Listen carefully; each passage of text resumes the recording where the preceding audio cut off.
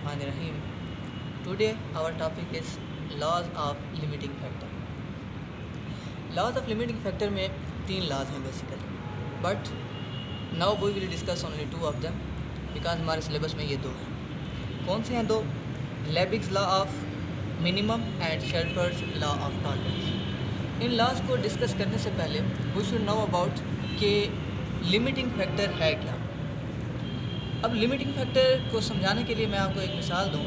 जैसा कि किसी थिएटर में जाते हैं, थिएटर में 50 सीट्स हैं और अगर वहाँ पे बंदे पहुँच जाते हैं 60 या 100, तो उसकी कैरिंग कैपेसिटी तो थी 50. अब कैरिंग कैपेसिटी से जो चीज़ बढ़ गई है वो वहाँ पे मुमकिन नहीं है. तो जो कैरिंग कैपेसिटी होती है वो लिमिटिंग फैक्टर कहलाती है. अब हम बात कर रहे हैं पॉपुलेशन के हवाले से. पॉपुलेशन में हमने देखना है प्लांट्स को और एनिमल्स को. अगर प्लांट्स और एनिमल्स के लिए लिमिटिंग फैक्टर देखा जाए कि उनके लिए कौन सी चीज़ ज़रूरी है उनकी ग्रोथ के लिए या उनकी सर्वाइवल के लिए, तो उसमें सबसे पहली चीज़ आती है खुराक, फूड. उसके बाद उनका शेल्टर कि उन्होंने रहना कैसे है. उसके बाद उनके दरमियान ऐसे रिसोर्सेज जिनकी बुनियाद पर उनके आपस में कंपटीशन होते हैं. और इनके अलावा कुछ बायो फैक्टर्स हैं और कुछ एबायोटिक फैक्टर हैं. बायोटिक फैक्टर में उनके अंदर उनकी ये नशोनुमा के लिए, ग्रोथ के लिए या उनके इकोसिस्टम को मेंटेन करने के लिए ये प्रीडेटर प्री रिलेशनशिप आ जाता है. और एबायोटिक फैक्टर में किसी भी ऑर्गेनिज्म की या प्लांट्स की ग्रोथ के लिए sunlight, heat, humidity, temperature etc ये चीज़ें आ जाती हैं. तो लिमिटिंग फैक्टर को अगर देखा जाए तो लिमिटिंग फैक्टर में अगर लॉज ऑफ लिमिटिंग फैक्टर में देखा जाए तो हम इसमें एक प्रोसेस को देख रहे होते हैं और उस प्रोसेस को कंट्रोल करने के लिए पीछे उनके मल्टीपल फैक्टर काम कर रहे होते हैं. मतलब कि अगर हम लेबिग्स लॉ को देखेंगे या शेल्फर्स लॉ को देखेंगे तो वहाँ हम एक प्रोसेस को देख रहे होंगे. उस प्रोसेस में जो उनको कंट्रोल करने के लिए होंगे पीछे मल्टीपल फैक्टर होंगे. अब हम बात करते हैं पहले लेबिग्स लॉ ऑफ मिनिमम.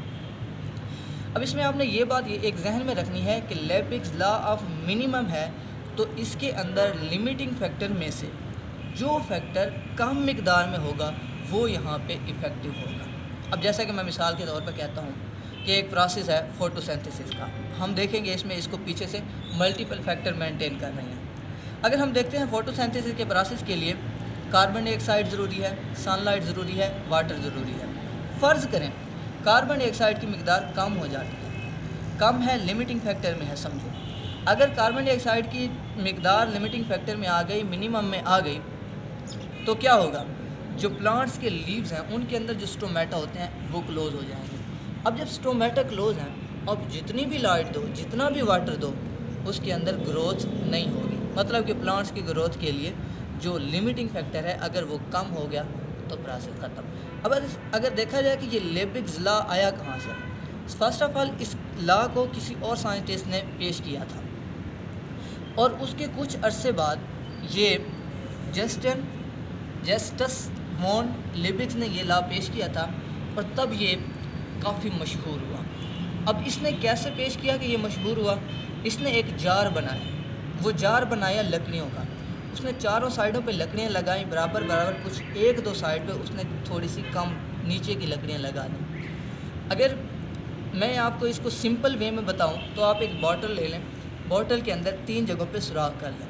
इसी तरह से उसने जार बनाया, कोई फट्टियाँ छोटी रख दी, लकड़ी का बनाया फट्टियाँ लगा के.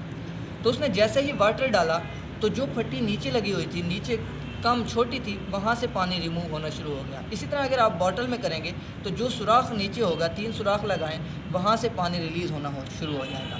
अब जो कम से कम जगह से रिलीज़ होना शुरू होगा वो मिनिमम जगह से लिमिटिंग फैक्टर है.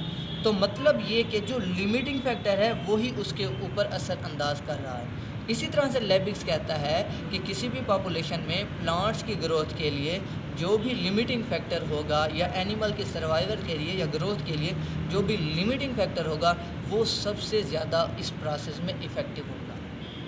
अगर हम बात करते हैं शेल्फर्स लॉ की, अब हमने उधर तो देखा कि जो चीज़ लिमिटिंग फैक्टर सबसे कम मिकदार में थी वो इफ़ेक्टिव आ रही थी. अगर हम बात करते हैं शेल्फर्स लॉ की, इसके अंदर 2 कंडीशन है, एक मिनिमम और मैक्सिमम, और ये दोनों इफ़ेक्टिव होती हैं. कैसे? हम फ़र्ज़ करें एक मिसाल लें कि किसी भी पॉपुलेशन में प्लांट्स की ग्रोथ के लिए या एनिमल के लिए सर्वाइवल के लिए टेम्परेचर ज़रूरी है या इफ़ेक्टिव है 30 से या 20 से 30 degree centigrade. 20 degree centigrade is minimum temperature है, 30 degree centigrade is maximum temperature, mean उसके दरमियान में आ जाएगा। अगर हम देखें कि वो 20 डिग्री सेंटीग्रेड तो मिनिमम है, अगर इससे कम होता 5 डिग्री सेंटीग्रेड तक आ जाए तो हम इसको कहेंगे क्रिटिकली मिनिमम टेम्परेचर, और उधर 30 से आगे बढ़ता 50 तक चला जाए तो हम कहेंगे क्रिटिकली मैक्सिमम टेम्परेचर। क्रिटिकल का मतलब ये होता है कि इससे आगे गया तो ग्रोथ बिल्कुल भी नहीं होगी। अगर अब हम देखें तो 20 से 30 हो गया ऑप्टिमम रेंज, और 20 से 5 तक आ गया तो ये क्रिटिकली मिनिमम, और जो 50 तक चला गया वो क्रिटिकली मैक्सिमम। अगर इसी बुनियाद पे इसके जोन बनाए गए हैं।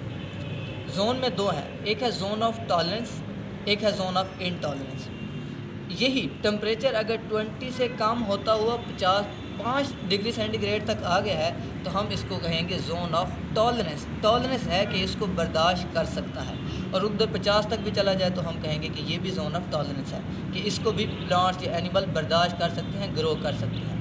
और अगर इससे भी आगे मतलब 5 डिग्री सेंटीग्रेड से कम होता 0 डिग्री सेंटीग्रेड तक चला जाए, मतलब क्रिटिकल मिनिमम से भी कम हो जाए, तब वो प्लांट्स ग्रो नहीं कर सकेंगे, एनिमल ज़िंदा नहीं रह सकेंगे। और अगर 50 से ऊपर चला जाए तब भी ऐसा होगा। मतलब कि एक शेल्फर्स लॉ ऑफ टॉलरेंस में जो ऑप्टिमम टेम्परेचर होगा वहाँ पे प्लांट्स मैक्सिमम ग्रोथ करेंगे और एनिमल भी मैक्सिमम ग्रो करेंगे। अगर अभी देखा जाए तो इनके अंदर, दोनों के अंदर फ़र्क ये है कि लेबिग्स लॉ ऑफ मिनिमम में ये कहा गया है कि उनके अंदर जो लिमिटिंग फैक्टर है वो जो सबसे कम मिकदार में है वो सबसे ज़्यादा इम्पोर्टेंट है, और जो शेल्फर्स लॉ ऑफ टॉलरेंस है इसमें कहा गया है कि जो उसकी ऑप्टिमम रेंज है, मिनिमम मैक्सिमम सारी ऑप्टिमम जो रेंज है वो इसके अंदर सबसे ज़्यादा इम्पोर्टेंट है। उम्मीद करता हूँ कि आपको ये वीडियो समझ आ गई होगी बात की। अगर आपको ये वीडियो अच्छी लगे तो वीडियो को लाइक करें, चैनल को सब्सक्राइब करें और बेल आइकन का बटन प्रेस करना मत भूलिएगा। शुक्रिया।